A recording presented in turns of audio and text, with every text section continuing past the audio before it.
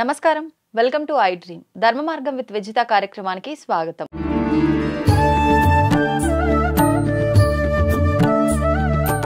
అయితే ఇప్పుడు పాపం పుణ్యం గురించి మాట్లాడుకుంటున్నాం కదండి. ఒక పర్సన్ ఇప్పుడు ఫర్ ఎగ్జాంపుల్ నేనే ఉన్నా, నేను పాపం చేస్తూ ఉంటా, పుణ్యం చేస్తుంటా, మంచి చెడు అన్నీ ఉన్నాయి నాకు కోటాలో. నా వస్తువులు, నా దుస్తువులు, నాకు సంబంధించిన థింగ్స్ ఎవరైనా నావి వాడినప్పుడు నాకు సంబంధించిన పాప పుణ్యాలు వాళ్ళకి వెళ్ళే అవకాశం ఉంటుందా? వాళ్ళు కూడా దాని ప్రభావం అనుభవించే అవకాశం ఉంటుందా? అంటే స్ట్రైట్ క్వశ్చన్. మన వస్తువులు కానీ మన వస్త్రాలు కానీ మన వస్త్రం ఇంకొకరు వేసుకోవటం అంటే అది 100% వేసుకోకూడదమ్మా. ఎందుకనండి? మన శరీరంలో ఉండేటువంటి ఆ కర్మ అరితిక్ ద్వారా, ప్రాణశక్తి ద్వారా సూక్ష్మ రూపంలో మన ఆ వస్త్రాల్లో ప్రవహిస్తూ ఉంటుంది.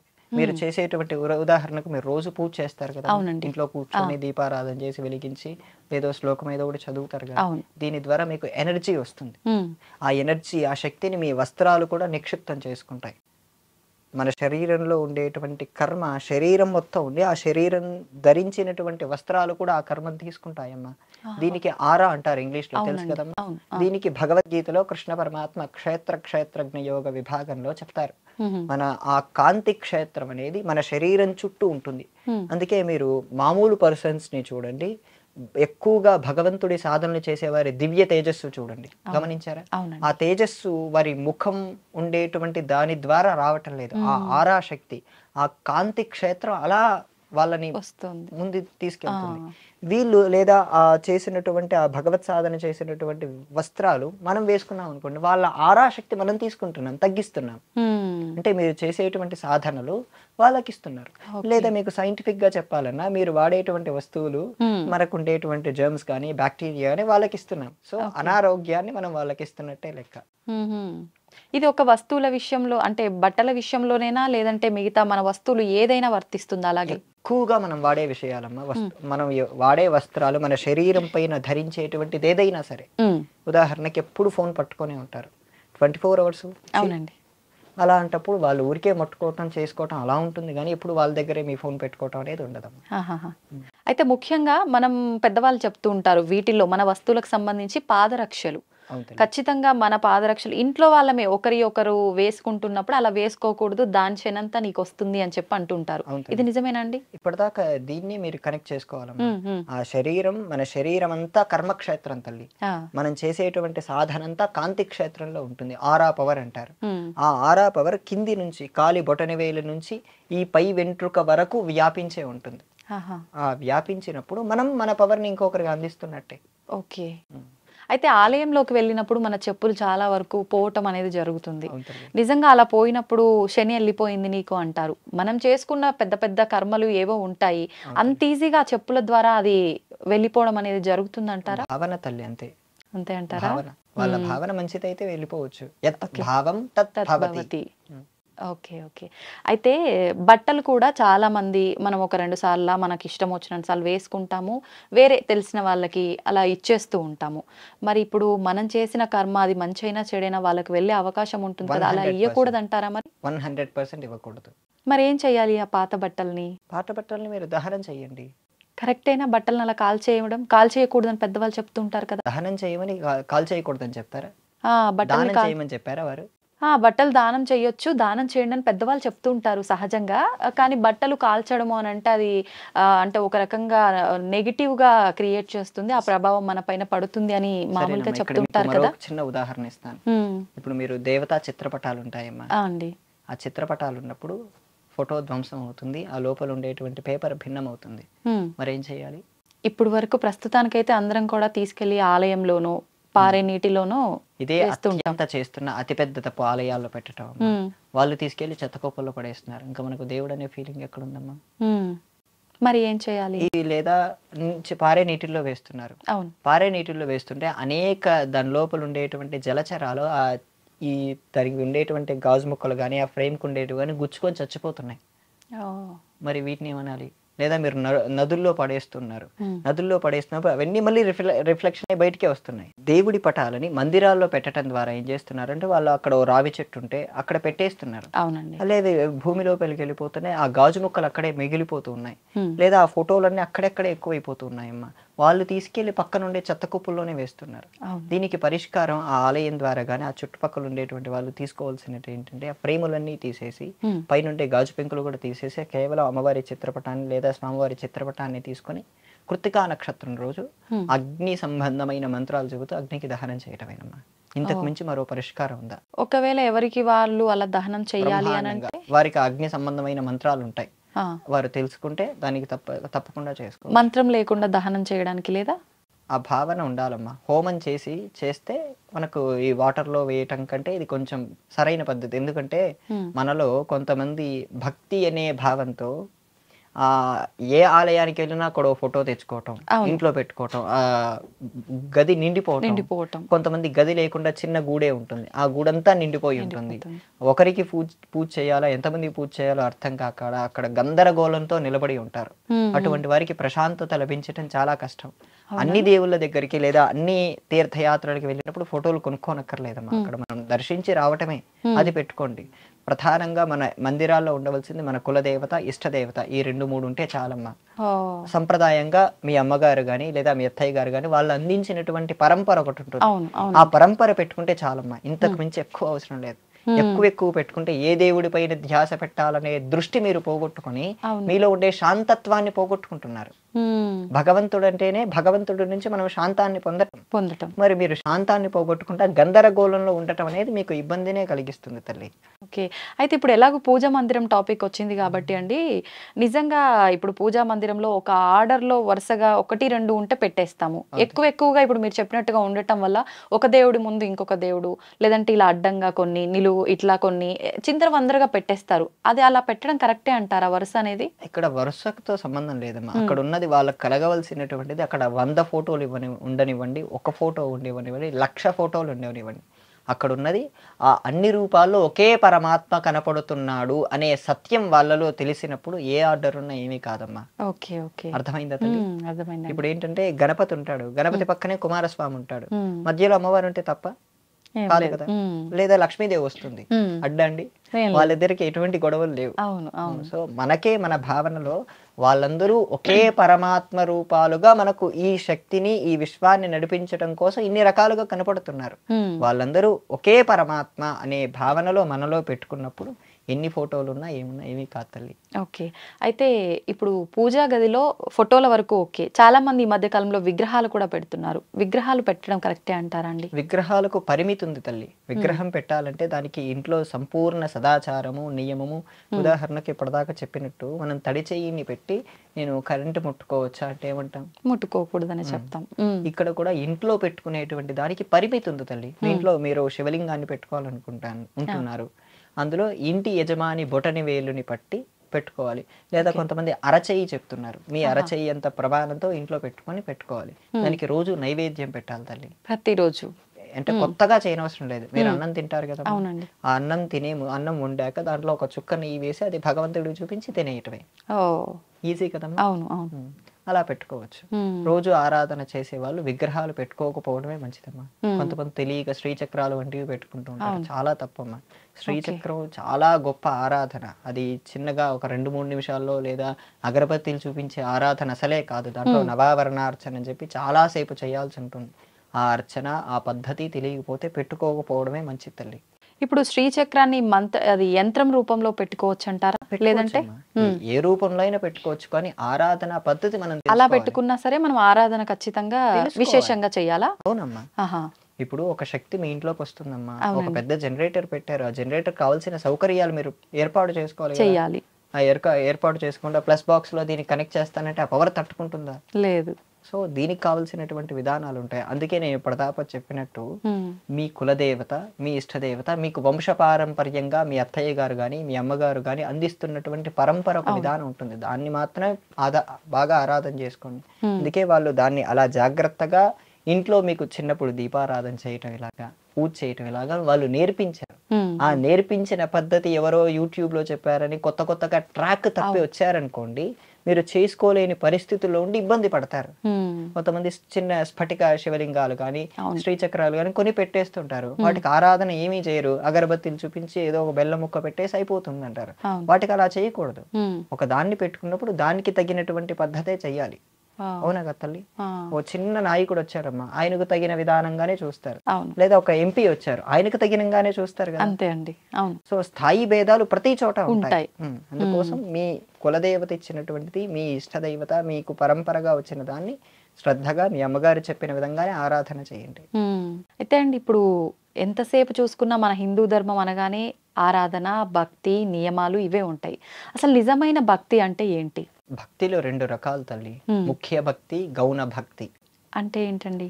గౌణ భక్తి అనగానే ప్రదర్శనలు ఉంటాయి తల్లి. హ్మ్. వాళ్ళకు అంత భగవంతుడు, మన మన భాషలో చెప్పుకోవాలంటే గుడికెళ్ళి ఫోటోలు పెట్టేయటం, హ్మ్. దేవుడితో పాటు సెల్ఫీలు దిగేయటం, హ్మ్. కేవలం చూపించుకోవడం కోసమే చేసేది. కోరికలు మాత్రమే చెప్పుకునే దాన్ని గౌణ భక్తి అంటారండి. హ్మ్.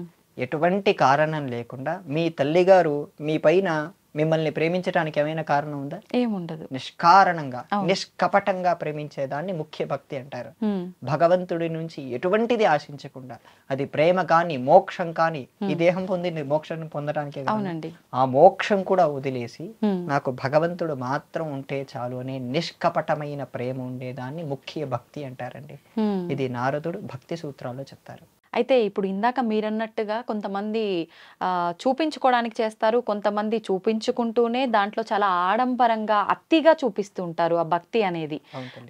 అలా చేయడం అసలు నిజంగా అదే కరెక్టే తల్లి. అంటారా? మీరు అతిగా వాడారు అనే పదమే అక్కడ అతి అయిపోయింది. హ్మ్. హ్మ్.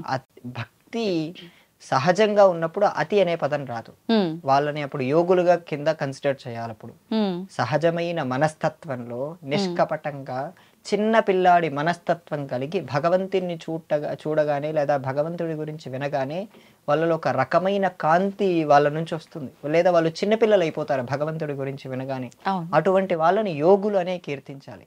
అయితే చాలామంది మీరన్నట్టుగా ఇందాక ఇష్టంతో ఒక రకమైన ఆ లోపల భగవంతుణ్ణి ఆరాధించాలనే తపనతో ఆరాధిస్తుంటారు. రైట్. ఆ భక్తిని చూపిస్తారు. కొంతమంది మాత్రం, కొంతమంది కాదు, ప్రస్తుతం ప్రతి ఒక్కరు కూడా అలానే ఉన్నారు.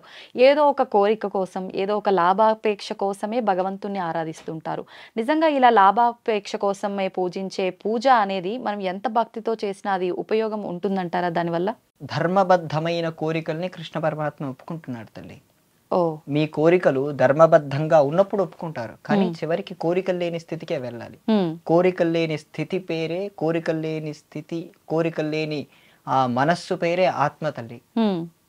మనం ఎంత కోరికలు, ఇప్పుడు మీరున్నారు తల్లి, ఒక వ్యక్తి ఉన్నారు, ఆయనకు వివాహం కావాలి, కుటుంబంలో పరిస్థితులు ఉంటాయి, డబ్బులు అవసరం, అవన్నీ ఎవరికో చెప్పుకోవడం కంటే భగవంతుడి చెప్పుకుంటే మేలంటారు కదా. తీరుస్తాడనే నమ్మకం ఉన్నప్పుడు చెప్పుకుంటే మంచిదే. హ్మ్. ధర్మపరమైన భక్తి, ధర్మపరమైనటువంటి ఇటువంటి ఆలోచనలు కరెక్టే. హ్మ్. కానీ అది అతి అయిపోకూడదు.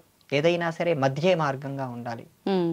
మధ్యలో ఉండి ఇటు పూర్తిగా కోరికలకు వశం అయిపోయి అన్ని భగవంతుడే తీర్చేస్తాడు, నేను చెప్పుకున్నాను నాకు BMW కారు కావాలి, నాకు ఒక ₹1,00,00,000 పర్ యానం కావాలి, మన దగ్గర అంత స్కిల్స్ లేకపోయినా అనే ఆలోచన ఉన్న వాళ్ళు అది విపరీతం అయిపోతుంది. హ్మ్. అలా కాకుండా ధర్మపరమైన మన స్థితిని బట్టి భగవంతుడికి చెప్పుకుంటే అది ఖచ్చితంగా కృష్ణ పరమాత్మ ఒప్పుకుంటున్నారు భగవద్గీతలో.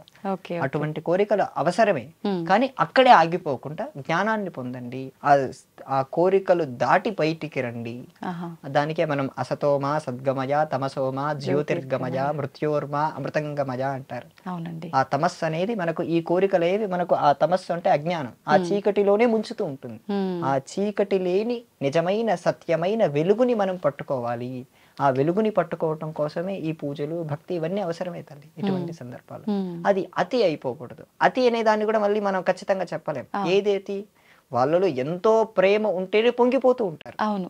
తల్లి ఆ పొంగిపోయినప్పుడు వాళ్ళలో భక్తి పరవశించిపోయి కీర్తనలు పాడతారు.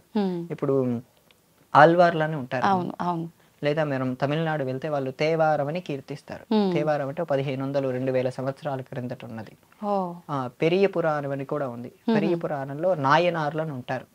ఈ నాయనార్లందరూ శివుణ్ణి విపరీతంగా కీర్తించారమ్మా. ఒక ఆయన నాయనార్లలో ఒక ఆయనకి భగవంతుడికి ధూపం వేయడం అంటే ఇష్టం.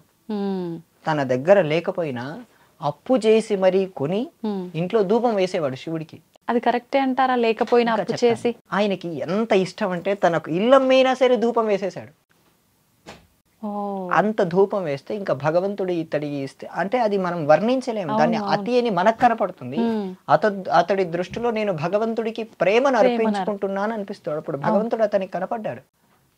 కనపడ్డాడు. ఇది తమిళనాడులో జరిగిందమ్మా. ఓ, ఉమ్. ఇలా సందర్భాలు చాలా ఉన్నాయి. ప్రతి దాన్ని మనం అతి అని మన వే ఆఫ్ లో మనం చెప్పలేం. అతడి వే ఆఫ్ లో అది అత్యంత ప్రేమ అయి ఉండొచ్చు. కనపడ్డాడు భగవంతుడు అంటే నిజంగా ఎలా కనపడతాడు? భగవంతుడికి రూపం ఉంటుందా? ఎలా దర్శనం ఇచ్చాడు ఆయనకి? భగవంతుడికి రూపం ఉంది తల్లి. సగుణ బ్రహ్మ అంటారు భగవంతుణ్ణి. ఆ సగుణ బ్రహ్మలో కనపడతారు. ఉమ్, రెండు రకాలు ఉన్నాయి. భగవంతుడు దర్శించాము అంటే మనం ఎలా దర్శిస్తున్నాం? ఉమ్, కృష్ణ పరమాత్మ భగవద్గీతలో అర్జునుడికి దివ్యం దదామితే చక్షుహు అంటారు. అంటే ఈ భౌతికమైన కళ్ళతో వాళ్ళని చూడలేవు, నువ్వు నన్ను చూడలేవు. విశ్వరూపం చూపించినప్పుడు ఆయనకి కృష్ణుడు సపరేట్ గా వేరే కళ్ళు ఇస్తారు, జ్ఞాన నేత్రం అంటారు. ఆహా, ఇది ఆయనకొకరికి, అర్జునుడికి ఒకడే కాదు, అర్జునుడి కంటే ముందు ఈయన పొందారు. దుర్యోధనుడి వారి తండ్రి ఆహా. ఎవరండి? ధృతరాష్ట్రుడు. Okay, ధృతరాష్ట్రుడు భగవంతుణ్ణి చూశాడు. Hmm. చూసిన తర్వాత మళ్ళీ జ్ఞాన నేత్రం తీసేసి మామూలు గుడ్డివాడుగానే ఉన్నాడు. ఉమ్, సో భగవంతుణ్ణి చూడటానికి ఈ భౌతికమైన దేహం సరిపోదు. ఇటువంటి సాధనలు చేస్తున్నప్పుడు మనకు ఒక జ్ఞాన నేత్రం ఉంటుంది. ఇక్కడ ఆజ్ఞా చక్రం అని ఉంటుంది. మీరు బొట్టు పెట్టుకున్న ప్రదేశం ఆజ్ఞా చక్రం ఉంటుందమ్మా. అక్కడే కర్మలన్నీ మీరు జడ వేసుకున్నారు కదా, ఆ జడ వేసుకున్న దానికే ఇలా లింక్ అయి ఉంటాయి. ఉహుం, అవన్నీ మీరు బొట్టు పెట్టుకోవడం, ప్రతిరోజు ఇలా ముట్టుకోవటం ద్వారా, బొట్టు పెట్టుకునేటప్పుడు కూడా కొన్ని మంత్రాలు ఉంటాయి, లేదా భగవంతుడి నామస్మరణ చేస్తూ బొట్టు పెట్టుకున్నప్పుడు ఆ కర్మ లింకులన్నీ తెగిపోతాయమ్మా. ఆహా. అప్పుడు మీకు ఆ దివ్యం దదామితే చక్షు, ఆ జ్ఞాననేత్రం మీకు ప్రకాశిస్తుంది. ఉహుం, ఆ లోపల ఉండేటువంటి ఆత్మతత్వం మీకు కాస్త తెలుస్తుంది. అందుకే మీరు రోజు బొట్టు పెట్టుకోవడానికి కారణం అదే తల్లి. ఓ, అందుకే భగవంతుణ్ణి దర్శించడానికి భౌతికమైన ఈ కళ్ళు సరిపోవు, కానీ భగవంతుడు ఒక నేత్రాన్ని ఇస్తాడు తను మనల్ని చూడాలనుకున్నప్పుడు. ఉహుం. ఇప్పుడు ఇక్కడ కూడా పాపిట బొట్టు పెట్టుకుంటాం కదా, అది కూడా ఇది సహస్రారానికి లింక్ తల్లి. ఉహుం, స్త్రీలు వివాహమైన వాళ్ళే చేస్తారు. అవును. అది వివాహం అనేది ఒక పరిణితి పొందాలి. మానసికంగా ఒక పరిణితి పొందాకే వివాహం చేసుకుంటారు. అవును. అందులో ఇక్కడ ఏంటంటే మన శరీరంలో 7 చక్రాలు ఉంటాయమ్మా. ఇక్కడ ఆజ్ఞ, ఇది సహస్రారం, ఇది హైయెస్ట్. ఇక్కడ 1000 పద్మాలు ఉంటాయి, సహస్ర దళం ఉంటుంది ఇక్కడ ఈ ప్రదేశంలో. స్కాన్ అది చేస్తే కనపడదు. Okay. ఇక్కడ సహస్ర దళ పద్మం ఉంటుంది. ఇది కానీ విచ్చుకుందంటే అతడి పూర్తిగా ఇంకా అత్యున్నతమైన స్థితి, పరమహంస రమణ మహర్షి ఇటువంటి స్థితి పొందుతారు. ఇదంతా సాధన ధ్యానం వల్ల సాధ్యమవుతుందా? దీనికి భగవంతుణ్ణి ఇలా చేరుకోవడానికి 4 మార్గాలు: ఉమ్, భక్తి, కర్మ, యోగ, ఉపాసన. ఈ 4 ఏది పట్టుకున్నా చివరికి మనకు కలగాల్సింది కలుగుతుంది తల్లి, మోక్షం. మోక్షం. ఉమ్, చాలా కృషి చేయాల్సి వస్తుందేమో. చేయాలి తల్లి. ఏ మార్గంలో సులువైన మార్గం అంటారు 4 అది మనం చెప్పలేం. ఉమ్, మీ అభిరుచి ఏంటనే నేను చెప్పగలను. ఓకే, అంటే ఎవరి అభిరుచిని బట్టి వాళ్ళు డిసైడ్ ఆ చేసుకోవాలి. అభిరుచి అనేది వాళ్ళే డిసైడ్ చేసుకోగలగాలి. నాకు భక్తి ఇష్టం అండి, మీకు యోగా ఇష్టం అండి, నాది మీరు తీసుకొని మీది నేను తీసుకోగలనా? లేదు. కారణం అంతే తల్లి. అయితే ఇప్పుడు ఇందాక మనం అతి భక్తి వీటన్నిటి గురించి మాట్లాడుకుంటున్నాం కదండి. చాలా మంది పూనకాలు వచ్చి ఊగిపోతుంటారు. కొంతమంది అలా వచ్చినప్పుడు సైలెంట్ గా అసలు మాటలే మాట్లాడకుండా ఉంటారు. ఒక్కొక్కరు ఒక్కో రకంగా ప్రదర్శిస్తుంటారు. ఈ పూనకాలు రావడం అనేది నిజంగా భగవంతుడిపై ఉన్న భక్తిని ప్రదర్శించడం అంటారా? నిజంగా ఈ పూనకాలు అనేది ఉన్నాయంటారా? దీన్ని పూర్తిగా లేదు అని కొట్టేయటానికి లేదు తల్లి. ఉమ్, ఇప్పుడు ఏంటంటే దాదాపు మోసమే జరుగుతుంది మనం చూస్తున్న వాటిలో. అవును. ఆ మోసాన్ని చూసి నిజంగా ఈ పూనకాలు అనేవి అబద్ధం అని చెప్పి మనం నిర్ణయించుకోలేం. ఉమ్, అలాగని ఒకే స్టేట్మెంట్ గా పూనకాలు లేవని అనలేము. ఉమ్, వెనుకటి కాలంలో, పూర్వకాలంలో ఇలా పూనకాలు వచ్చి చెప్పిన వాళ్ళు సత్యమయ్యేనవి ఉన్నాయమ్మా. ఉమ్, అలా చెప్పగలిగిన వాళ్ళకి ఇంటిగ్రిటీ ఉండాలి. ఆ, భగవంతుడు ఒక దేహాన్ని లేదా ఆ దేవత ఈ దేహాన్ని పొందాలనుకున్నప్పుడు, లేదా ఈ దేహం ద్వారా ఏవైనా ఆ దేవతా శక్తి చెప్పించాలనుకున్నప్పుడు ఉమ్, వాళ్ళలో న్యాయసంధత బాగా పరిశీలిస్తారు. వాళ్ళు న్యాయంగా బ్రతుకుతున్నారా, సదాచారంగా పాటిస్తున్నారా, ఇది పరిశీలించి ఆ దేవత చెప్పాల్సింది చెప్పి వెళ్ళిపోతుంది. తర్వాత దాన్ని పరిశీలిస్తే నిజమైన సంఘటనలు ఉన్నాయి, ఉమ్, కానీ ఇప్పుడు వస్తున్న వాళ్ళందరివి నిజమని చెప్పలేరు. మానసిక ఒకసారి సైకియాట్రిస్ట్ ని పరిశీలన చేయాలి. ఉమ్, అలాగనే దీన్ని మొత్తం కొట్టేయలేం. ఉమ్, ఏది నిజమో అనే దాని గురించి ఇప్పటిదాకా మొదట ఓ ఉదాహరణ చెప్పారు. అవునండి. ఉమ్, మీకు తెలిసిన వారు ఎవరైనా ఎంఎస్ చేస్తుంటారమ్మా? వెళ్తుంటారు కదా, ఇక్కడ కూడా ఎంఎస్ ఉంది, కానీ అక్కడ చేయడానికి వెళ్తుంటారు కదా. అవును. అప్పుడు ఏం చేస్తారు, వాళ్ళు 4-5 రకాలుగా పరిశీలన చేస్తారు. ఏ యూనివర్సిటీ బాగుంటుంది, అవును. ఎంత స్కాలర్షిప్ వస్తుంది, మనకి ఎక్కడ పార్ట్ టైం జాబ్ దొరుకుతుంది, ఎన్నేళ్లలో బయటకు వస్తాం, మనకు వస్తే ఖచ్చితంగా మనకు మంచి టర్న్ ఓవర్ ఉండే జాబ్ వస్తుందా లేదా, ఇటువంటివన్నీ పరిశీలన చేస్తారు. దానికంటే ముందు మంచి కాలేజా లేదా అని పరిశీలన చేస్తారు. అవునండి. మంచి యూనివర్సిటీ కాదా అని పరిశీలన చేస్తారు. ఉమ్, దానికోసం 4-5 మంచి వ్యక్తుల్ని అడుగుతారు. ఉమ్, మామూలుగా జులాయిగా తిరిగే వారిని లేదా బ్యాక్లాగ్స్ ఎక్కువ ఉన్న వాళ్ళని అడగరు. ఇది కూడా అంతే. ఇటువంటి విషయాలన్నిటికీ సరైన వ్యక్తులను అడగాలి. ఓకే. అవునా కాదు తల్లి? అవును. అవును. మామూలు వ్యక్తులు మామూలుగా పైన ఆర్భాటాలు చేసేటువంటి వ్యక్తుల్ని మీరు పట్టుకున్నారంటే ఆర్భాటాల దగ్గరికే మీరు తీసుకెళ్తారు. హ్మ్. చివరికి అక్కడ మీరు మోసపోయాక వ్యవస్థని మొత్తం తిడతారు. కరెక్ట్. పర్సన్ నుంచొచ్చింది వ్యవస్థ పైన పడుతుంది ఆ ఎఫెక్ట్ అనేది. ఇక్కడ తప్పు చేసిందెవరు? మీరు సరియైన వ్యక్తిని ఎంచుకోకపోవడం తప్పు. అక్కడ కూడా మనదే తప్పు. అంటే మనం చూసేటువంటి దృష్టితోనే దృష్టి. ప్రపంచం కనపడుతుందమ్మా. అవునండి. ఇప్పుడు మీరు ఒక అబ్బాయి ఉన్నాడు. తన ఇంట్లో వాళ్ళ కుటుంబంలో అందరూ చనిపోయారు. అతడు దొంగగా మారాల్సిన పరిస్థితి వచ్చింది. హ్మ్. అదే అటువంటి వ్యక్తే వా వాళ్ళ అక్కయ్య గారు కొంత సహాయం చేస్తే హ్మ్. తను రిషికేశ్ వెళ్ళి ఆ! ఉద్యోగం కోసం ప్రయత్నం చేస్తే ఆ ఉద్యోగం రాకపోతే ఆ! తను కొండపై నుంచి దూకపోతే శివానంద స్వామి అని ఆయన కాపాడితే ఆయన కాస్త డబ్బులు ఇచ్చి తిరిగి రిషికేశ్ పంపిస్తే రిషికేశ్ నుంచి రామేశ్వరం పంపిస్తే అతనే అబ్దుల్ కలాం అయ్యాడు. హ్మ్. పరిస్థితులన్నీ ఒకరివే తల్లి. మనం ఎలా ఆ పరిస్థితుల్లో ఎలా ప్రవర్తిస్తున్నాం, ఎటువంటి పరిస్థితి అయినా సరే మనం స్వభావం కోల్పోకుండా ఉన్నామో అటువంటి వాళ్ళమే మనం ఉండాలి తల్లి. హ్మ్. పరిస్థితుల ప్రభావం ఉంది అని ఇప్పుడు మీరన్నారు కదా! పరిస్థితుల ప్రభావంతో పాటు ఆహారం యొక్క ప్రభావం కూడా మన పైన ఉంటుందంటారు కదండీ! 100%. నిజంగా దైవ చింతన కలిగిన వారు నిజంగా ఓన్లీ శాకాహార భోజనమే తీసుకోవాలా? మాంసాహార భోజనం తీసుకోకూడదా? అలా శాకాహారం తీసుకున్న వాళ్ళ పూజలే ఫలిస్తాయా? మాంసాహారం తీసుకుంటూ మేము పూజలు చేయాల్సిన విధంగా చేస్తున్నాము. అంటే మేము మాంసాహారులమే కానీ పూజ సమయంలో మాంసాహారం తీసుకోవడం కాదు. కానీ మేము మాంసాహారులం. మరి వాళ్ళకొచ్చిన ఫలితం మాకొస్తుందా? ఇలాంటి సందేహాలు చాలా మందిలో ఉంటాయి. మంచి ప్రశ్న తల్లి. ఈ దైవ చింతన అనేది కేవలం ఆ క్షణానికి పూజ చేయటం లేదా అగరబత్తులు చూపేయటం తర్వాత వదిలేయటమేనా హ్మ్.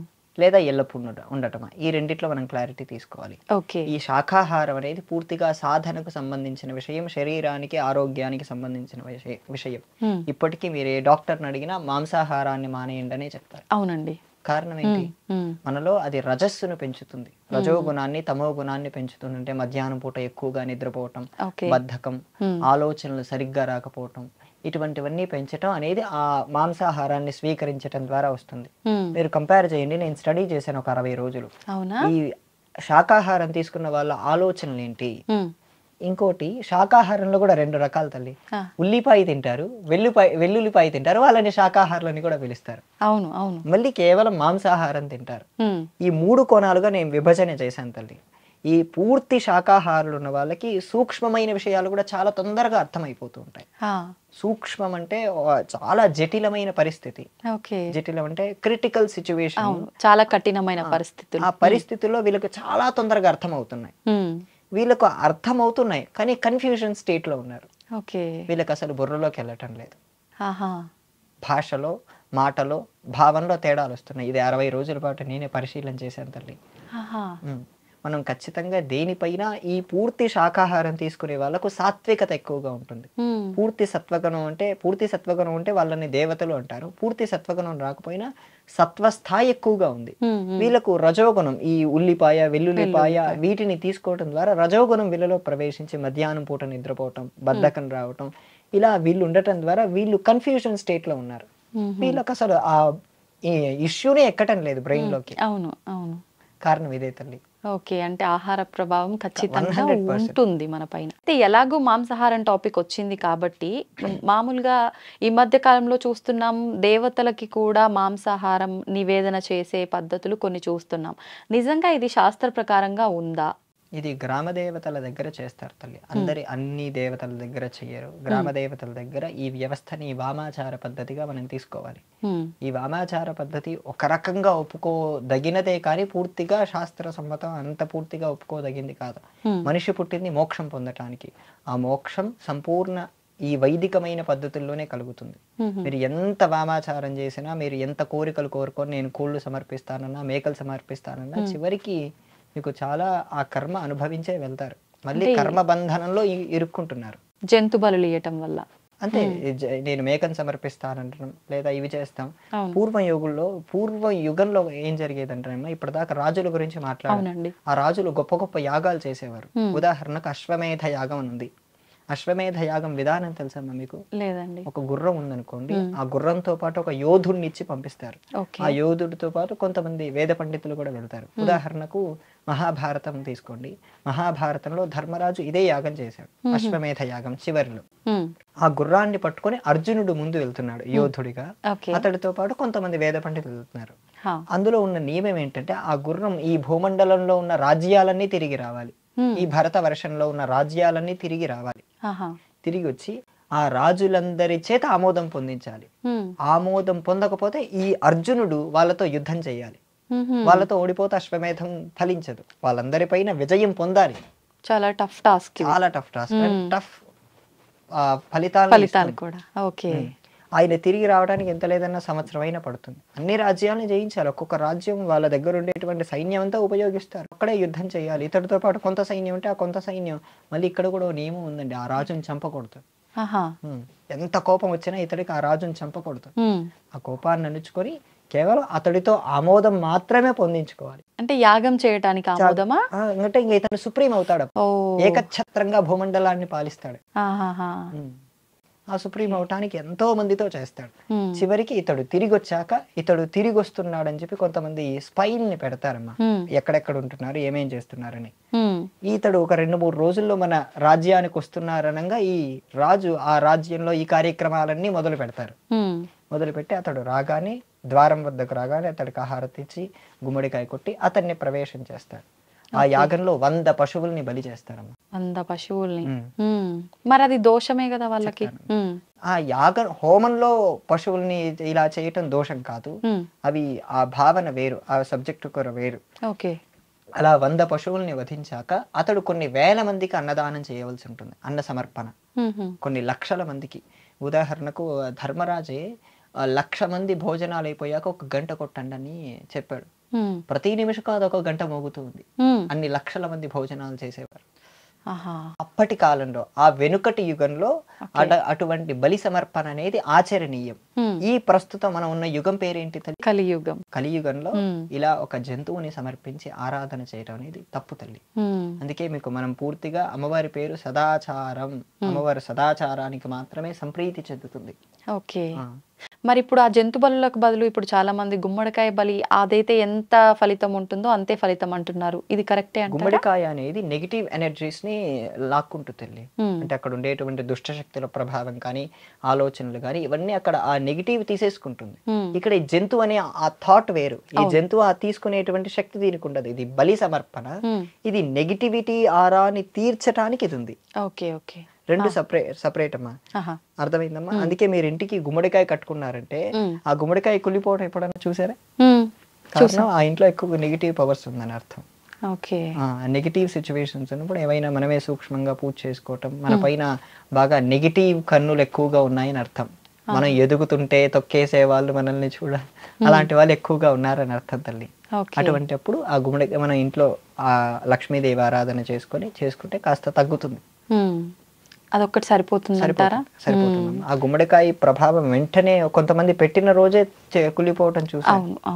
అటువంటి వాళ్ళకి ఇంకా ఎక్కువగా ఉంటుంది. ఆ చేసే పద్ధతి కూడా కొంచెం తెలిసి ఆ ఇంటికి దిష్టి తీయటం, దిష్టి తీసి ఆ గుమ్మడికాయ కొట్టడం, ఇంకో గుమ్మడికాయ ఇక్కడ పెట్టడం, ఇలా చేస్తే తొందరగా తగ్గిపోతుంది. ఓకే.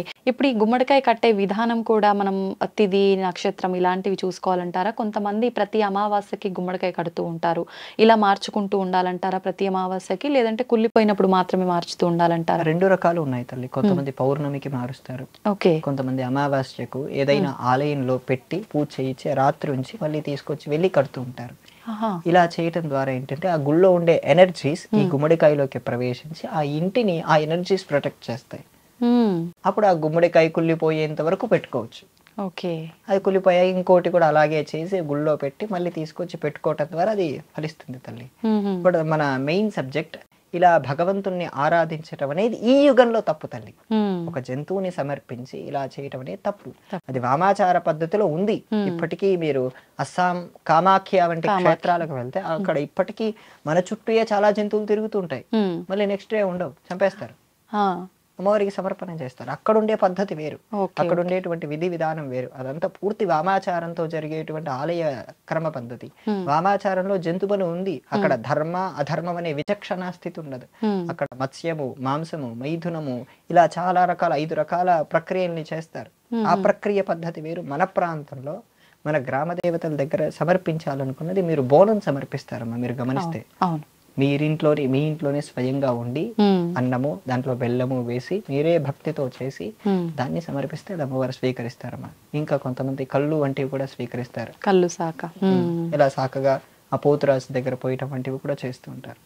ఎంతవరకైనా ఒక ప్రాణికి ఇబ్బంది పెట్టనంత వరకు మనం ఎన్నైనా చేయొచ్చమ్మా. ఆ ఓకే. ప్రాణిలో కూడా ఆత్మతత్వం అని ఉంది మనం ఎరిగినప్పుడు ఖచ్చితంగా అటువంటి పనులు మనం చెయ్యం. ఓకే. ఓకే. అయితే ఇప్పుడు భగవంతుడికి చాలా మంది మొక్కులు మొక్కుకుంటూ ఉంటారు. కొంతమంది ఆ మొక్కులు మర్చిపోతుంటారు. కొంతమంది గుర్తున్న మొక్కులు చెల్లించరు. ఇటువంటి క్రమంలో దోషం ఏమైనా కలిగే అవకాశం ఉంటుందంటారా? వాక్కుకు మనస్సుకు 2 శక్తులు ఉంటాయమ్మా. హ్మ్. మన వాక్కు మన మనస్సు విశ్వంలో ఉండే శక్తులకు ఇంటర్లింక్ అయి ఉంటాయి. హ్మ్. మీరు పుట్టినప్పటి దగ్గర నుంచి ఏ పూజలు చేయనక్కర్లేదు, ఏమీ చేయనక్కర్లేదు. హ్మ్. మీరు కేవలం సత్యమే మాట్లాడుతూ డిప్లొమాటిక్ గా సమయస్ఫూర్తిగా సత్యమే మాట్లాడుతూ హ్మ్. అబద్ధం చెప్పవనట్లేదు. సమయస్ఫూర్తి అంటే సత్యమే మాట్లాడుతూ ఉంటే హ్మ్. మీరు మాట్లాడేటువంటి అక్కడ తప్పు అది అయినప్పటికీ అది సత్యం అవుతుందమ్మా. అది సత్యం మన వాక్కుకు విశ్వంలో ఉండే శక్తులు సహకరించి అది సత్యం చేస్తాయి. ఇది పూజలతో సంబంధం లేదు. పూజ మళ్ళీ ఆప్షనల్ అక్కడ. మీరు సత్యం మాత్రమే మాట్లాడగలిగితే ఎటువంటి కష్ట పరిస్థితి అయినా సరే డిప్లొమాటిక్ గా ఉండి సత్యం మాత్రమే మాట్లాడగలిగితే విశ్వంలో ఉండే శక్తులు మనకు సహకరించి అది చేస్తాయి. మీరేమన్నారు ఇంకోటి, మనస్సుతో కూడా మనస్సు ఎంతో అపవిత్రమైన భావనతో ఉంటుంది. ఆ చిత్తం సందర్భంలో చెప్పాం. ఆ పూర్తి పవిత్రమైన భావనలో ఉన్నప్పుడు మనం ఏం కోరుకున్నా సరే అది ఫలిస్తుంది. ఇక్కడ మనం నార్మల్ సబ్జెక్ట్ వచ్చినప్పుడు వాళ్ళ కోరికలు తీర్చుకోవటం కోసం నేను ఇది సమర్పిస్తాను అని వాళ్ళే కోరుకుంటారు. వాళ్ళు కోరుకున్నప్పుడు వాళ్ళు తీర్చకపోతే వాళ్ళదే కదా తల్లి తప్పు. వాళ్ళు తప్పు చేసి మళ్ళీ నేను తీర్చకపోతే ఏమైనా అవుతుందా అని అడగటం కూడా అది మూర్ఖత్వమే అంటారు తల్లి. అవునా కాదు? అవును. అయితే కొంతమంది డిలే చేస్తుంటారు బాగా. అంటే ఇప్పుడు ఫర్ ఎగ్జాంపుల్ ఆ క్షేత్రం దూరంగా ఉండొచ్చు, వెళ్ళటానికి వీలు కాకపోవచ్చు, మళ్ళీ వెళ్దాం అలా పోస్ట్ పోన్ అవుతూ ఉంటుంది. అట్లా కూడా చాలా మంది భయపడుతూ ఉంటారు. మేము వెళ్ళాలనుకుంటున్నాం కానీ ఏంటో అన్ని ఆటంకాలు వస్తున్నాయి, మరి ఆ మొక్కు చెల్లించుకోలేకపోతున్నాము, దీనివల్ల మాకేమైనా ఇబ్బంది కలుగుతుందేమో అని కొంతమంది అనుకుంటూ ఉంటారు కదా. భగవంతుడు అవకాశాలు ఇస్తాడు తల్లి. అందుకే సత్యనారాయణ వ్రత కథలో 3వ కథ మీరు గమనిస్తే ఆ వైశ్యుడికి సంతానం కలిగిన తర్వాత నేను వ్రతం చేస్తానంటాడు, కానీ చేయలేదు. చివరికి వాళ్ళ భార్య గుర్తు చేస్తుంది, ఏమండి వ్రతం చేద్దామా అంటే మన అమ్మాయి వివాహ సమయంలో తప్పక చేద్దామంటాడు. అమ్మాయికి పుట్టిన 11వ రోజు అమ్మాయి నామకరణం అప్పుడు గుర్తు చేస్తుంది. వివాహం ఎప్పుడండి? ఎన్నేళ్ల గ్యాప్ ఉంది? అన్నేళ్ల గ్యాప్ లో వెళ్ళొచ్చు కదా. అతడు మర్చిపోయి అహంకారంతో ప్రవర్తించాడు కాబట్టి భగవంతుడు శిక్షించాడు. ఇక్కడ కూడా మనం ఆ కథని మన జీవితానికి ఇంటర్లింక్ చేసుకోండి. మీ ఎంతకు మీరే కోరిక కోరుకొని మీరు తీర్చకుండా మీరే అహంకారంతో ప్రవర్తిస్తున్నారంటే అటువంటి శిక్షలు ఆటోమేటిక్ గా పడుతున్నాయి. అవి భగవంతుడు అలా చేయటానికి కారణం మీరే మాట ఇచ్చారు, మీరే తప్పు చేశారు. శాస్త్రంలో ఒక్కదానికి పరిష్కారం లేదు తల్లి. ఏదో చెప్పగలరా? ఏంటండి? కృతజ్ఞత. కృతజ్ఞత కాదు, కృతజ్ఞత. కృతజ్ఞత అంటే గ్రాటిట్యూడ్, కృతజ్ఞత అంటే ఇన్గ్రాటిట్యూడ్. ఇన్గ్రాటిట్యూడ్ అంటే తెలుసు కదమ్మా. ఎవరికైనా మనం కృతజ్ఞత తెలుపుకోవాలని మనలో మనకు అనిపించడమా? కృతజ్ఞత భావం అనేది గ్రాటిట్యూడ్, కృతజ్ఞత జ్ఞాటిట్యూడ్ అనేది మోసం చేయటం తల్లి. దాన్ని అలాంటి దాన్ని రాక్షసులు లేదా కుక్కలు కూడా అటువంటి శవాన్ని వాసన కూడా చూడవు, కృతజ్ఞతా దోషం ఉన్న వాళ్ళని. ఇన్గ్రాటిట్యూడ్, అన్గ్రాటిట్యూడ్ అంటారు దాన్ని ఇంగ్లీష్ లో. సో శాస్త్రంలో దానికి పరిష్కారం లేదు. మనం ఎప్పుడు ఆ కృతజ్ఞతగా బ్రతకూడదు, కృతజ్ఞతగా బ్రతకాలి. పదాలు జాగ్రత్తగా చూడాలి. మనం పలికే విధానం మారితేనే ఎంతో అర్థం మారిపోతుంది తల్లి. కృతజ్ఞత అంటే మనం చూపించుకునేటువంటి ప్రేమ భావం. అవునా కదా? అవును అవును. మీ అమ్మగారు రోజు అన్నం చేసి మీరు పెడుతున్నారు, మీరు ఆవిడికి చూపించవలసింది ఏంటి? కేవలం ప్రేమే. అవును. ఆవిడ పైన అరిచి గోల చేసి ఇదంతా చేస్తే ఆవిడకి ఏమవుతుంది? బాధపడుతుంది. ఆవిడ కృతజ్ఞతగా మీరు చూపించవలసింది ప్రేమ, అంతే. ఇక్కడ కూడా వాళ్ళు సహాయం చేసినప్పుడు మీరు చూపించవలసింది కేవలం ప్రేమే.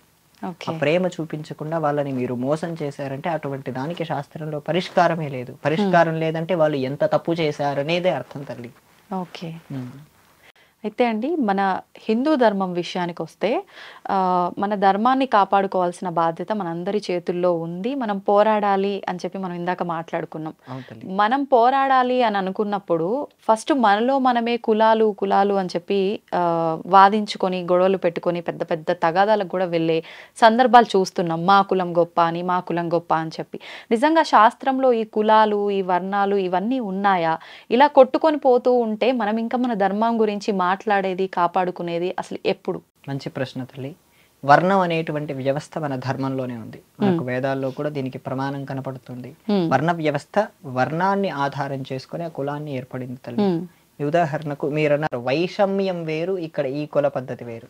జాగ్రత్తగా గమనించండి. మన ధర్మంలో ఆ వ్యవస్థ చెప్పిందంటే ఆ వ్యవస్థ పరస్పర అవగాహన, పరస్పర సహకారంతో మాత్రమే ఉండేది.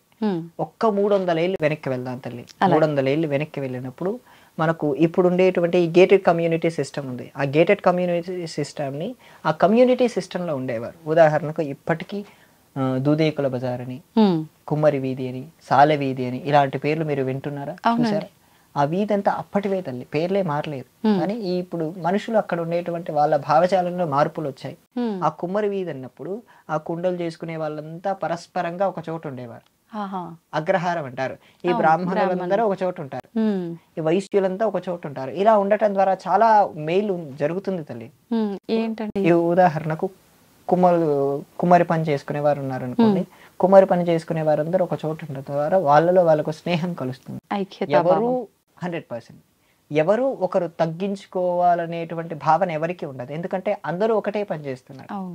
ఆ పక్కన ఉండేటువంటి వేరే వృత్తి చేస్తున్న వాళ్ళు కూడా వీళ్ళు తక్కువ వాళ్ళనే భావన లేదు తల్లి. ఇప్పుడు పరుపులు కుడతారు, పరుపులు కుట్టే వాళ్ళకు, కుండలు చేసే వాళ్ళకు వీళ్ళు తక్కువ వీళ్ళు ఎక్కువ అనే భావన ఎవరికీ లేదు. ఈ వైషమ్యం వచ్చిందే బ్రిటిషర్లు మనని గణనగా, మీరు ఈ కులం అంటే పేర్లు మనవే. ఆ వైషమ్యాలు ఎవరికి ఉండేవి కాదమ్మా. ఎవరు ఏ వృత్తి చేస్తున్నా వారి వృత్తిలో వారికి గౌరవం ఉండేది. దాదాపు వాళ్ళు అప్పట్లో వాళ్ళ వృత్తిల నుంచి వీళ్ళకు అమ్మాయిలు ఇవ్వటం, వీళ్ళ అబ్బాయిలు ఇవ్వటం కూడా చేసుకునేవారు. కానీ ఎవరి వృత్తిని వాళ్ళు గౌరవించేవారు. ఇలా చేసుకున్నప్పుడు ఏమైనా ఇబ్బంది అమ్మా? లేదు. ఇక్కడ మరో సౌలభ్యం ఏంటంటే ఇప్పుడు ఈ కోర్టులు, ఈ చట్టాలు, ఈ జ్యుడిషనరీ సిస్టమ్ కూడా ఆ చట్టం ముందు పనిచేయవు. అవును. ఏంటంటే వీళ్ళందరూ ఒకే వీధిలో ఉన్నారమ్మా. వీళ్ళందరికి ఒక పెద్ద ఉంటారు.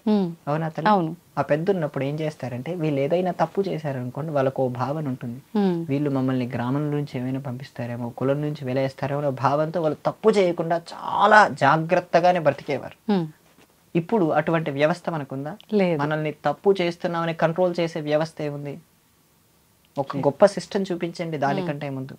కేవలం క్యాస్ట్ గా ఆ పేరు పెట్టుకోవటం కంటే ఆ వ్యవస్థ ఎంత మంచిదో గమనించండి. ఆ వైషమ్యానికి మీరు నేను ఖచ్చితంగా వ్యతిరేకించవలసిందే. ఆ కులంలో దాన్ని ఆ కులం పేరు చెప్పి ఒకరిని అణిచివేత చేస్తున్నారంటే 100% ప్రతి ఒక్కరూ దాన్ని వ్యతిరేకించవలసిందే.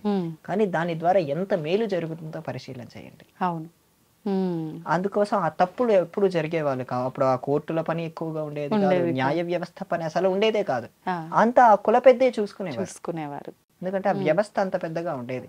ఇలా ఉన్నప్పుడు ఆ ఒకసారి భారతదేశం పైన ఈ మొఘలులు దండెత్తినప్పుడు లేదా బ్రిటిషర్లు దండెత్తినప్పుడు కేవలం క్షత్రియులు మాత్రమే యుద్ధం చేయలేదమ్మా. ప్రతి ఒక్కరూ వచ్చారు. ప్రతి కులం కలిసి భారతదేశానికి స్వాతంత్రం రావటానికి పోరాడారు. మొట్టమొదటగా ఈ దేశానికి ఈ మొఘళ్ళు వచ్చేటప్పుడు దాహీర్ సేన్ అనేటువంటి రాజు, బ్రాహ్మణుడు రాజుగా ఉండి తను కాపాడాడు దేశాన్ని. ఇలా ప్రతి కులం నుంచి వారందరికి వారి శక్తి కొలదిగా వారు పోరాటం చేశారు. వారు పోరాటం చేస్తే మనకి ఇంత స్వాతంత్రం సిద్ధించింది తల్లి. ఈ వైషమ్యాలనేవి ఈ మొఘలుల కంటే బ్రిటిషర్లు తెలివిలో కాస్త ఎక్కువగా ఉన్నారు. అందుకే వాళ్ళు మన గ్రంథాలన్నిటినీ దోచుకెళ్లారు, మన జ్ఞానాన్ని తస్కరించారు.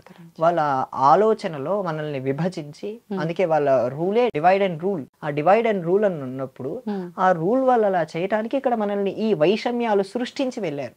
మనం వైషమ్యం లేకుండా మన పద్ధతిని సక్రమంగా మనం చేసే పని మనం చేసుకోగలిగి తప్పకుండా మనం ధర్మరక్షణలో పాటు పడతాం తల్లి. ఈ భేదం ఫస్ట్ మనలో పోవాలి.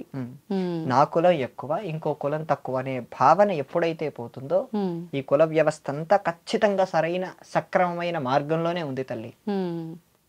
అయితే ఇప్పుడు కరెక్ట్‌గా మనం అనుకున్న పద్ధతిలో వెళ్ళాలి అన్నా, ఇలాంటి వివక్షలు లేకుండా ఉండాలి అన్నా, మన ధర్మం గురించి మనం కరెక్ట్‌గా తెలుసుకోవాలన్నా కూడా, మనం అంటే ఇంట్లో చిన్న పిల్లలప్పటి నుంచే ఈ విధానం అనేది అలవాటు చేయాలంటారా? చేయాలండి. హ్మ్. దీనికి విద్యా వ్యవస్థ కూడా సహకారం అందించాలి. హ్మ్. ఎంతవరకు ఇప్పుడు మీరు ఇక్కడున్నారు. ఇంట్లో ఉండేటువంటి వాళ్ళకెప్పుడు మీరు బోధన చేస్తూ ఉండలేరు కదా! అవును. అందుకే మన విద్యా వ్యవస్థ కూడా సరిగ్గా ఉన్నప్పుడు ఇటువంటివన్నీ సమానత్వం ఏంటి అనే క్లారిటీ ఇవ్వాలి. హ్మ్. కమ్యూనిస్టుల్లాగా సమానత్వం అంటే ఒక రకంగా బోధించకూడదు. హ్మ్. మన సమానత్వం ఏంటి? మన పద్ధతి ఏంటి? మన విధానం ఏంటి? మన సంస్కారం ఏంటి? ఇటువంటివన్నీ మనం బోధించినప్పుడు వాళ్ళకెక్కుతాయి. హ్మ్. అప్పుడు ఈ వ్యవస్థ మంచిదే. ఆ వ్యవస్థలో వచ్చిన వైషమ్యాలు మంచివి కావు.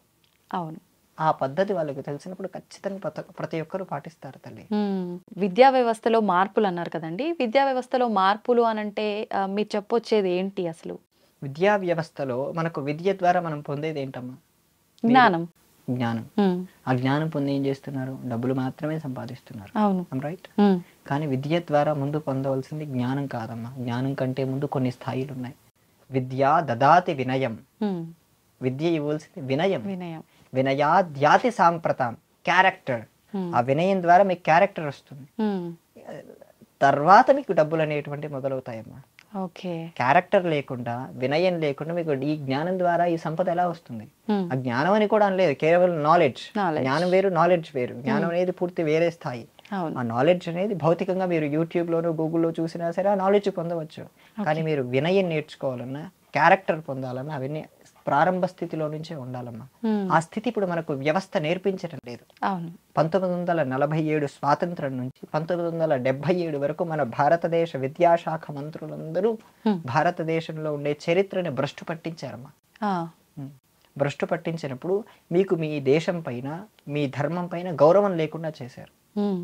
మీకు ఇప్పుడు భారతదేశం గురించి ఒక్క నిమిషం చెప్పండి అంటే ఏం చెప్తారు మీరు? హ్మ్. చెప్పండి అంటే చెప్పలేరు. అంతే. ఒక 30 సెకండ్లు చెప్పండి అంటే హ్మ్. భారతదేశం గొప్పది, నా మాతృభూమి, ఇక్కడుండే ప్రజలందరూ సహోదరులని ప్లేయర్‌లో చెప్పేది చెప్పడం చెప్పగలరు వరకే. కానీ, అంతే. వ్యక్తిగతంగా భారతదేశమైన ఆత్మ ఏంటి? హ్మ్. ఈ భారతదేశం ఇంతలా నిలబడడానికి కారణం ఏంటి? దీనికి శక్తి ఏంటంటే చెప్పడానికి వాళ్ళకి ఆలోచన, థాట్స్ ఇవ్వటం లేదు. ఉండదు. అవును. ఏదైనా ఫార్మాలిటీకే. ఇప్పుడు మీరన్నట్టుగా శ్లోకాలు, స్లోగన్స్ ఏదైతే చెప్తున్నామో, అది ఫార్మాలిటీకి కాసేపు స్కూల్‌లో చెప్పాలంటారు గాబట్టి చెప్తాం అంతే. అంతే హ్మ్. తప్ప పాటించటం తక్కువైపోయింది. అవును. ఆ అవును. సహోదరులు నా భారతీయులందరూ నా సహోదరులు ఉన్నప్పుడు ఇప్పుడు ఇక్కడ వైషమ్యాలు ఎందుకుంటాయి? హ్మ్. అందుకే మనకు గురుకుల వ్యవస్థ అని ఉండేదమ్మా. మీరు గమనించారా? అవును. అవును. ఇప్పటికి నేను అటువంటి వ్యవస్థలోనే చదువుకున్నాను వేదం. హుహు. అటువంటి వ్యవస్థలో ఉన్నప్పుడు ఏంటంటే మాకు మొట్టమొదటిగా వినయాన్ని నేర్పిస్తారు. హ్మ్. వినయాన్ని నేర్పించాక వినయంతో పాటు సంస్కారం వస్తుందమ్మా. ఆ! పెద్దవాళ్ళతో ఎలా మాట్లాడాలి, మనకంటే తక్కువ వయసున్న వారితో ఎలా మాట్లాడాలి, ప్రత్యేకించి మాకు స్త్రీలతో మాట్లాడే విధానం బాగా నేర్పించేవారు. అందుకే నేను ఇంతసేపు మాట్లాడే మాటలు మీరు నన్ను గమనిస్తే నేను తల్లి అనే పదం దాటెక్కడా మేము రాలేదు. అవునండి. హ్మ్. హ్మ్. మాకు ముందు ఆ సంస్కారం బాగా నేర్పిస్తారమ్మా. హ్మ్. ఆ సంస్కారం మనకి ఇక్కడ రాగలిగితే ఈ పాఠశాలలో ఇప్పుడు మనకు కావాల్సింది విద్య, వినయం, సంస్కారం, క్యారెక్టర్. ఈ 4 మనం పొందగలిగితే వాళ్ళు నేర్పించే నాలెడ్జ్ నేర్పించకపోయినా మనకు అవసరం లేదమ్మా. అవును. ఎందుకంటే ఇప్పుడు అందరూ మీరు బీటెక్ చదవకపోయినా సరే మేము జాబులు ఇప్పిస్తాం అనే వాళ్ళు వస్తున్నారు కదా! వస్తున్నారు. చదివినా కూడా చదువుకు దగ్గ ఉద్యోగాలు లేకుండా ఎవరికి వారు అవును. నచ్చింది చేసుకునే పరిస్థితులే ఎక్కువగా వచ్చేసింది. చూస్తున్నాం. మీరు ఎంసీఏ చదివినా ఉద్యోగం వచ్చే పరిస్థితి లేదు. అవునండి. ఎంఎస్ చేసినా ఉద్యోగం చేసే పరిస్థితి లేదు. హ్మ్. అంత రెసిషన్, ఇన్ఫ్లేషన్ విపరీత తారాస్థాయిలో ఉంది. అవును. ఆ తారాస్థాయిలో ఉన్నప్పుడు మనల్ని కాపాడేది క్యారెక్టర్. హ్మ్. అవునా కాదా? అవును. ఆ క్యారెక్టర్ ఉన్నప్పుడు, ఆ సంస్కారం ఉన్నప్పుడు మనం ఎలా పని చేయాలని చెప్పి మనకు భారతీయమైన సంస్కారం నేర్పిస్తుంది తల్లి. హ్మ్. లేదంటే అటువంటి ఇన్ఫ్లేషన్ అనేటువంటి మోడ్ ఎక్కువగా ఉంది. ఈ విద్యా వ్యవస్థ ఏం చేస్తుంది? వాళ్ళకి ఏ జ్ఞానం అందించటం లేదు. ఆ సందర్భంలో వై జంక్షన్ ఉంటుంది తల్లి. హ్మ్. వై జంక్షన్ అంటే తెలుసు కదా? హ్మ్. ఇంకా అక్కడ ఇన్ఫ్లేషన్ ఆల్రెడీ ఉంది. ఆ! వాళ్ళంతా చదువుకున్నారు. ఇక చదువుకానికి డబ్బులు కట్టాలి. హ్మ్. ఉద్యోగం రావట్లేదు. హ్మ్. ఇప్పటిదాకా అబ్దుల్ కలాం స్టోరీ చెప్పారు. అవును. అవును. ఆయన జాగ్రత్తగా వెళ్తే దేశానికి రాష్ట్రపతి అవ్వచ్చు. ఆయన జాగ్రత్తగా వెళ్ళకపోతే దేశాన్ని దోచుకునే దొంగలా అవ్వచ్చు. దొంగలవ్వచ్చు. అక్కడ ఆ వై జంక్షన్‌లో వీళ్ళు ఏ దారి తీసుకోవాలో తెలియని పరిస్థితుల్లో వాళ్ళు ఉంచారు తల్లి. ఇక్కడ ధార్మికమైనటువంటి మార్గంలో ఉండే వరకు ఒక లక్షణం ఉంటుంది. ఆ! ఒక మంత్రం ఉందమ్మా చెప్తాను. అలాగే. యో దేవః సవితాస్మాకం ధియో ధర్మాది గోచరాః ప్రేరయేత్ తస్య యద్భర్గః తద్వరేణ్యముపాస్మహే. ఈ మంత్రాన్ని అందరూ చదువుకోవచ్చు. హ్మ్. ఈ మంత్రంలో ఉన్న భావం ఏంటంటే, నా బుద్ధి ఎల్లప్పుడూ ధర్మమైన మార్గంలోనే ఉండుగాక, నాకు ఎల్లప్పుడూ ధర్మపరమైన ఆలోచనలు మాత్రమే రావాలి. ఇలాంటి వాళ్ళు ధర్మపరమైన ఆలోచనలు మాత్రమే చేసే వాళ్ళకు సంకట పరిస్థితులు ఎక్కువ ఉండవమ్మా. వాళ్ళు ఎంత క్రిటికల్ సిచ్యువేషన్లో ఉన్నా సరే దాన్ని చాకచక్యంగా హ్యాండిల్ చేయగలరు. అందుకోసం మన భారతీయమైన ఆత్మ విద్యని ఇస్తుంది, వినయాన్ని ఇస్తుంది, దాంతోపాటు మోక్షం పొందే మార్గాన్ని కూడా ఇస్తుంది తల్లి. సో మనం చదువుకునేటువంటి ప్రతి విద్య ఇలా భౌతికంగా ఉపయోగపడుతుంది, వినయాన్ని ఇస్తుంది, సంస్కారాన్ని ఇస్తుంది, ఆటంక పరిస్థితుల్లో ఉన్నప్పుడు తప్పిస్తుంది, ఇటు మోక్షాన్ని కూడా ఇస్తుంది. అవును, మనిషికి కావాల్సిందేవే కదమ్మా. అవునండి, ఈ 4 మించి ఏదైనా కావాలా? ఏం లేదు. అందుకే ఈ విద్యా వ్యవస్థలో కావలసినటువంటి మార్పులు వినయం ఇచ్చే విద్య ఉండాలి. హాస్టల్స్ అంటే వ్యవస్థ ఉందమ్మా. హాస్టల్స్ లో పెట్టుకోవటం కంటే ఇంట్లో పెట్టుకోవడమే చాలా ఉత్తమం. ఎందుకంటే అక్కడ జరిగేటువంటి దారుణాలు వర్ణించలేనిగా ఉన్నాయి. అటువంటి దారుణాలు జరుగుతున్నాయి. దాంట్లో ఇంట్లో పెట్టడమే చాలా ఉత్తమం. అందుకోసం గురుకుల పద్ధతిని కాస్త అడాప్ట్ చేసుకుని ఇప్పుడు ఉండేటువంటి విద్యా వ్యవస్థ వాళ్ళ దాంట్లో మార్గాలు, వాళ్ళు చెప్పేటువంటి సబ్జెక్టులన్నీ మార్పు చేసుకుంటూ, మార్పు అంటే ఉదాహరణకు ఓ సబ్జెక్ట్ ఉందమ్మా, ఆర్య ద్రావిడ సిద్ధాంతం అంటారు, విన్నారా? ఆర్య ద్రావిడ సిద్ధాంతాన్ని మ్యాక్స్ ముల్లర్ అనేటువంటి ఒకడు కనిపెట్టాడు. మ్యాక్స్ ముల్లర్ అనేటువంటి వాడు భారతదేశం ఎప్పుడూ రాలేదు. జర్మనీ, లండన్ ఆ ప్రాంతంలోనే కూర్చొని భారతదేశంలో ఉండేటువంటి మనం పవిత్రంగా భావించే ఋగ్వేదానికి భాష్యం రాశాడమ్మా. ఇంగ్లీష్ ట్రాన్స్లేషన్ చేశాడు. వాడికి సంస్కృతం రాదమ్మా. మమ నామ అహమేవ సంభాషిత, మమ నామ ప్రవీణ్ కుమార్ శర్మ అన్నాను అనుకోండి, అంటే నేను మాత్రం మాట్లాడుతున్నాను, నా పేరు ప్రవీణ్ కుమార్ శర్మ నేను చెప్పాను. వాడికి ఆ మాత్రం కూడా రాదమ్మా. అటువంటి వాడు ఋగ్వేదానికి భాష్యం రాస్తాడు. వాడి భార్యకు ఒక లేఖలో రాస్తాడు. అతడు Christian missionary east India company అతనికి ఇస్తుంది. ఏం చెప్తాడంటే, మనం ఆఫ్రికాలో ఆఫ్రికాలో ఉండే వాళ్ళందరినీ మతం మార్చడానికి మనకు 200 ఏళ్ళు పట్టింది. భారతదేశంలో 400 ఏళ్ళైనా వాళ్ళు క్రిస్టియన్లుగా మార్చుకుపోవటానికి కారణం వాళ్ళకుండే సంస్కృత జ్ఞానమే. ఇక్కడ అందరికీ సంస్కృతం సూక్ష్మమైన పరిజ్ఞానం కొంచెమైనా ఉండేదమ్మా. ఆ పరిజ్ఞానంతో ఎవడేం చెప్తున్నాడనే విధానం ఉండేది. అటువంటి వాళ్ళందరూ ఈ ఆర్య ద్రావిడ సిద్ధాంతం అనే దాన్ని విభజించారు. ఆర్యులు అనేవారు ఎక్కడి నుంచో ఇండో యూరోపియన్ నుంచి వచ్చి ఇక్కడ ఉండేటువంటి ద్రావిడ్ని చంపేసి ఇక్కడ ఉండేటువంటి ద్రావిడ్ల పైన ఆధిపత్యం చెలాయించి ఇక్కడ ఉన్నారని వాళ్ళు ఒక సిద్ధాంతం తీసుకొచ్చారు. దీని గురించి ఎంతో మంది పరిశోధన చేసి ఇది నిజం కాదు, ఇది తప్పు అని చెప్పి తేల్చారు. జైపూర్లో ఒక ఆయన డేర్ కూడా చేశారు. ఎవరైనా సరే ఆర్య ద్రావిడ సిద్ధాంతం అని నిరూపిస్తే 2 కోట్లు ఇస్తానన్నారు. ఇప్పటికీ ఆ వీడియో యూట్యూబ్ లో ఉంది. ఒక కాంక్లేవ్ పెట్టి చెప్పారమ్మా. ఓకే. సో అటువంటివన్నీ ఇంకా పాఠ్యాంశాల్లో బోధించబడుతున్నాయి. అది సత్యం కాదు, తప్పు అని చెప్పినప్పటికీ బోధించబడుతున్నాయి అంటే వాళ్ళని ఎంత రాంగ్ ట్రాక్ లో తీసుకెళ్తున్నారో గమనించండి. తల్లి, ఇటువంటి మార్పులని మనం తీసుకొచ్చి మన విద్యా విధానాన్ని వాళ్ళు కాస్త మోడ్రన్ గా చేయమనండి. ఎందుకంటే ప్రతిదీ పాతకాల పద్ధతిగా తీసుకొస్తే ఇప్పుడు వాళ్ళు అంతా అడాప్ట్ చేసుకోవడం కష్టమే. అందుకు దాంట్లో ఉండేటువంటి తత్వాన్ని పట్టుకొని దాన్ని ఇప్పటి కాలంలో ఎలా అందించాలో నా దగ్గర ప్లాన్ కూడా ఉందమ్మా. నేను చెప్పడానికి సిద్ధంగా కూడా ఉన్నాను. ఆ వ్యవస్థని ఎలా చేయాలన్న దాని గురించి కూడా నేను కొద్ది రోజుల పాటు దీని గురించి తెలుసుకొని దాని సేకరణ కూడా చేసి పెట్టుకున్నాను. సో మనకు ప్రతి దాన్ని ఎలా చేసుకోవాలన్న విషయాన్ని మనం ఏర్పాటు చేసుకోగలిగితే ఈ విద్యా వ్యవస్థలో ఇటువంటి మార్పులు కావాలి తల్లి. అవునండి. ఆ మార్పులు వచ్చినప్పుడు వాడికి ఆత్మహత్య చేసుకోవాలనే ఫీలింగ్ కలగకూడదు. లవ్ లోనో లేదా ఎక్కడైనా మోసపోతే ఈ విద్య అతన్ని కాపాడుతూ ఉండాలి. అందుకే మాకు పాఠశాలలో ఉన్నప్పుడు వినయం, సంస్కారం వల్ల మేము ఎటువంటి పరిస్థితి వచ్చినా సరే గాయత్రి మమ్మల్ని కాపాడుతూ ఉంటుందమ్మా. ఇప్పుడు మాకు 8 ఏళ్ళ 9 ఏళ్ళకే పాఠశాలకు వెళ్ళిపోయినప్పుడు ఉపనయనం చేస్తారు. ఉపనయనం చేసినప్పుడు ఈ గాయత్రి మంత్రం రోజు 3 సార్లు అంటే 300 సార్లు 300 రోజుకి పూటకి 108 సార్లు జపం చేయాలమ్మా. ఇలా చేసేటప్పుడు కాస్త 12-13 వేలు వయస్సు వచ్చేసరికి అతడికి మనస్సులో కామభావనలు పుడతాయి. ఈ లోపే మాకు గాయత్రి ఉండటం ద్వారా ఈ కామభావనలు మాలో పుట్టకుండా మేము వినయంగా సంస్కారవంతంగా పెరుగుతున్నామంటే కారణం ఇదేనమ్మా. ఆ వినయం సంస్కారం ఇక్కడ విద్యా వ్యవస్థలో పోగొట్టుకుంటున్నాం. పోయింది లేదు కూడా. అవునా కదా? ఆ మెకాలే సిస్టమ్ మనకు అంత ఇవ్వటం లేదు. ఆ మెకాలే మనకి ఇవ్వాల్సినటువంటి సిస్టమ్ ఏంటి? అదే బాబింగ్టన్ లార్డ్ మెకాలే సిస్టమ్ ఈ విద్యా వ్యవస్థ ఏర్పాటు చేశారు. ఇప్పటికి అదే కంటిన్యూ అవుతుంది. కొంత మార్పులు చేశారు. ఇంకా చాలా మార్పులు జరగాలి. జరిగితేనే భారతీయ విద్యా వ్యవస్థ పటిష్టంగా మూలాలు పోగొట్టుకోకుండా ఉంటుందమ్మా. నిజంగా వాస్తవం అండి మీరు చెప్పింది. నిజంగా పిల్లలు ఇంట్లో ఉండడం కంటే ఎక్కువ స్కూళ్ళల్లోనే ఉండటం చూస్తున్నాం. తల్లిదండ్రుల కంటే స్నేహితుల ప్రభావం స్నేహితుల పడుతుంది. ప్రభావం ఎక్కువ ఉంటుంది. అలాంటప్పుడు నిజంగా మీరన్నట్టుగా విద్యా వ్యవస్థలో గనక మార్పు వచ్చి, ఇలాంటి మంచి విషయాలు తెలియజేయడం గనక జరిగితే, ఇప్పుడు మనం ఏదైతే ఈ ఇబ్బందులు, ఈ అరాచకాలు, చిన్న చిన్న పిల్లల పైన అఘాయిత్యాలు ఇలాంటివి చూస్తున్నామో, ఇలాంటివి జరగకుండా ఉండే అవకాశం ఉంటుంది. నిజంగా ఒక పద్ధతిలో పిల్లల జీవితం అనేది ఉండటానికి నిజంగా అవకాశం ఉంటుంది. క్లిష్టమైన పరిస్థితి వచ్చింది.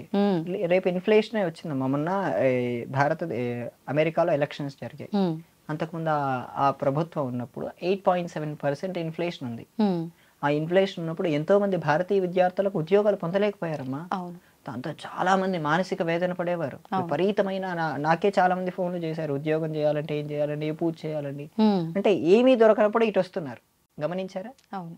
అవకాశం లేదు అన్నప్పుడు, లేదన్నప్పుడే దేవుడు గుర్తు రావటం కాదు, నీ నిత్య జీవితం అదైపోయి ఉండాలి. అటువంటి సందర్భంలో క్లిష్టమైన పరిస్థితుల్లో సర్కిల్ అయినప్పుడు కూడా మనం జాగ్రత్తగా ఉండాలి. అభిమన్యుడు ఆ యుద్ధంలో అంతమంది, ఎవరు, ద్రోణాచార్యుడు, కర్ణుడు, ఆ చుట్టుపక్కల లక్ష్మణుడు అంటే ఇతనండి ఈ దుర్యోధనుడి కొడుకు, వీళ్ళందరూ చుట్టుగా అతనితో యుద్ధం చేస్తున్నారు. అతడు కొంచెం కూడా వెనకలేదమ్మా. అతడి వయస్సు అప్పుడు బిలో 16 తల్లి.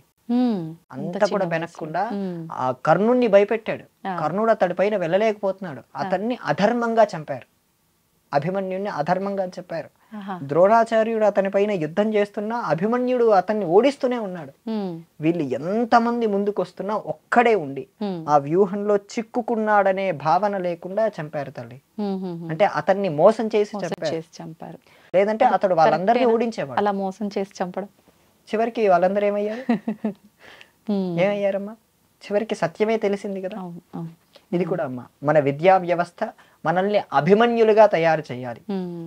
ధన్యవాదాలండి. చాలా మంచి విషయాలు తెలియజేశారు. నిజంగా మీరు చెప్పిన విధానం అయితే నిజంగా చాలా బాగుంది. నిజంగా చూద్దాం ఎలాంటి మార్పు వస్తుందో రానున్న కాలంలో. ధన్యవాదాలండి. తవ్వుతున్న శివలింగం సరే దాన్ని అట్లా కప్పేసేయండి, చూపించదండి. మూర్తి పూజ కాదు, సాక్షాత్ బ్రజేంద్ర నందన భగవాన్ ఉన్నారు మూర్తిలో. ఏమీ ఆశించకుండా ఆరాధించే వాళ్ళు కూడా ఉన్నారా ప్రభుజీ? నిజమైన భక్తి అంటే మనకు తెలియదు కాబట్టి